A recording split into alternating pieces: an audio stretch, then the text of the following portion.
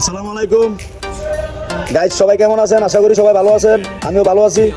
তো আজকে 12টার পরে গ্যারেজে আইয়া বললাম, আইয়া বইরা আমার ভাই প্লগের লগে দেওয়া হয়ে গেল মোশারফ। ঠিক আছে, আমার ভাইয়া যন্ত্রপাতি লইয়া বই গেল। আমি আইয়া জিগাইলাম কিদারে কি দইলো, প্লাস্টিক প্রিমিয়াম গেছে গা ভাঙ্গে।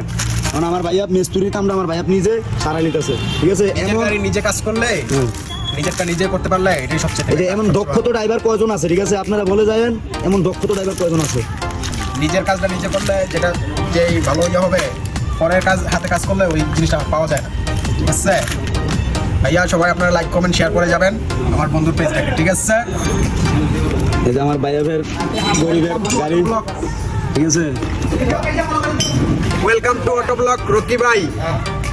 লাইক কমেন্ট শেয়ার অবশ্যই চাই। হাতে হাত মিলা সবাই মিলে করে কাজ। হ্যাঁ হাতে হাত মিলা সবাই করে কাজ। হ্যাঁ, ঠিক আছে। আরেক কাকা অসাধারণ একটা কথা বলছে, কথাটা ভালো লাগছে। তো